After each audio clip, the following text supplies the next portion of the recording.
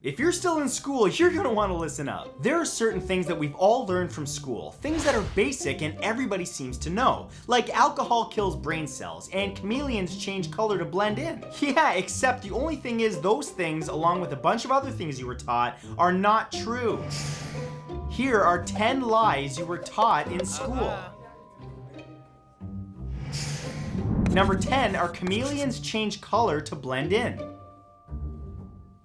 Have you ever heard someone described as a social chameleon? Someone who changes the way that they are to blend into their environment? If you have, it's probably because they heard in school that a chameleon changes its color to camouflage itself. But shame on you science teachers, it isn't true. Chameleon lizards can change the pigment of their skin to match what's around them, but it's not to try to hide. In fact, it's the opposite. That's right, chameleons want to be seen. Being able to vary its skin color allows a chameleon to communicate with other members of its species. In a way, it's kind of like what humans do with our words. Skin color changes can represent everything from "hey buddy, back off" to "you looking fine tonight, you just want to curl up and watch some Netflix and do chameleon things." Number 9 is Columbus was a great guy.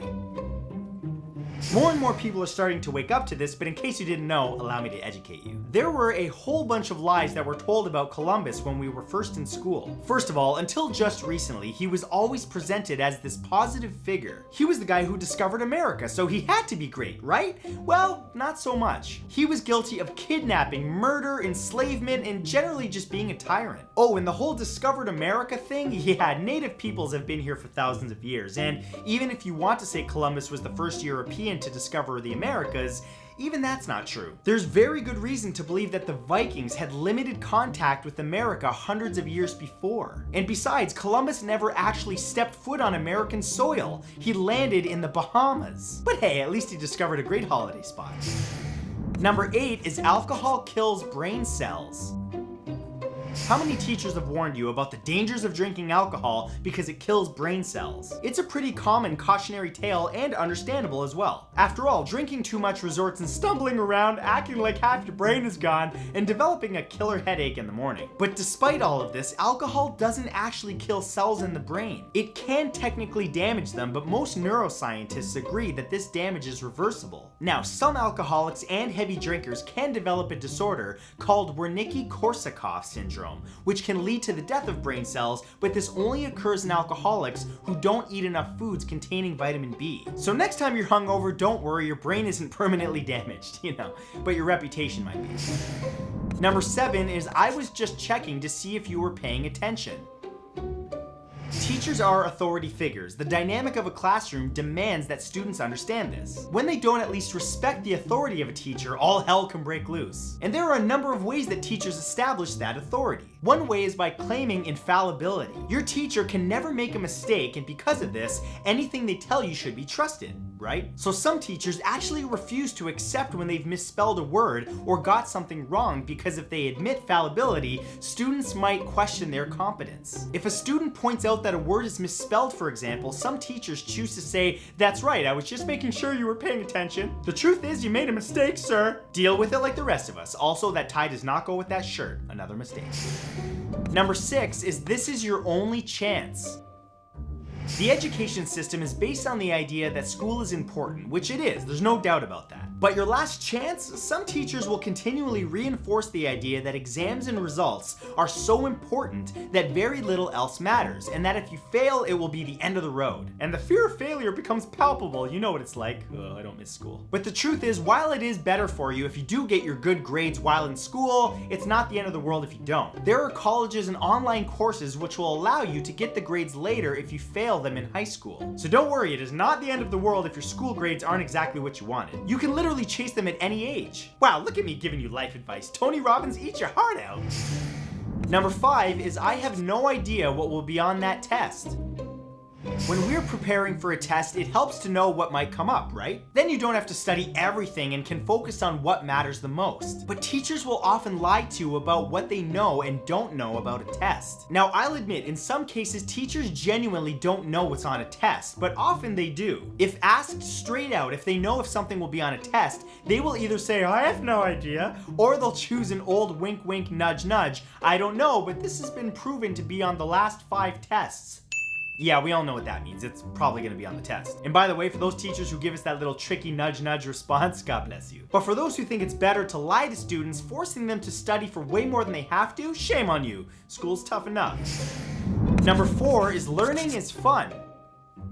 So you guys know me, I'm all about the education. Spreading knowledge is such an important thing for us all, and edutainment is what my channel's all about. And I applaud anyone who knuckles down and studies to get a qualification or chooses to learn something to better themselves. That being said, teachers will often tell you that learning is fun. Now I understand why they do that. They want you to pick up a habit of learning new things, but it's stretching the truth. There will be times, most times, when you're learning things and it will not be fun, especially things you don't want to learn, and frankly, those times suck. But teachers don't want to tell you that learning is just straight up hard work sometimes, because that would put you off, wouldn't it? Yes, we all lazy. We all want to go for easy things. Personally, I think honesty is the best policy, unless of course you pooped your pants, in which case, keep it to yourself. Number 3 is you're all winners. Yay, participation trophies for everyone! Everyone's a winner! No. At school, we're taught that just taking part in things counts. You know, that we're all winners, we're all special. But there's plenty of evidence to suggest that teaching kids that they're always winners is detrimental to their development. The truth is, we're not always winners. Life is tough. Sometimes you lose, and kids need to learn the skill of facing adversity and overcoming it. The only way to do that is to know that you can fail, and that even when you do, you'll brush yourself off and learn from your failure and come back at it again, eventually succeeding. It's great that kids are taught that competition isn't everything, but there's a balance. By learning failure in school, they'll know what to do when they're really faced with failure in life. Like if enough people don't watch these videos, it's fine, I'll deal with it. I'm not annoyed. Number 2 is slavery ended after the Civil War. This is another mistake that's taught to countless children in history class, and it's one that still gets spread around even today. Teachers taught us that the Civil War was the end of slavery, that the war freed the slaves once and for all in the United States. But unfortunately, that's not true. Though the 13th Amendment ended legal slavery at the end of the war, the practice continued for many years. Thousands of African Americans were arrested for bogus crimes by local corrupt law enforcement and were then sold illegally to businesses as slave labor. This included railroad construction, working in timber yards, and even digging in coal mines. In some cases, these kidnapped people were subjected to even worse conditions when slavery ended. And number 1 are rules of language. There are a number of grammatical rules that children are taught in school which are just plain wrong. These rules are so ingrained in us as kids that as adults we still think they're true. One of these rules is that you can't end a sentence with a proposition, such as the words in, on, or of. Another language lie is that you can't begin a sentence with a conjunction like the words and or but. Again, untrue. Then there's the rule to spell words such as I before E except after C. That one's more of a guideline than a rule. It's true some of the time, but wrong in many cases. You might also have been taught to use a comma wherever someone would put a pause if reading out loud, but people pause in different places, so that one's untrue as well. Thank God my teacher done tell me to talk in good language early. So 10 lies that school taught you. And don't get me in trouble with your teacher, please, because a lot of teachers show my videos in their classes, unless you are a teacher showing this right now, in which case you got some cojones. Good for you. Anyway, let me know what you guys thought of this video, and I'll see you next time. Bye bye.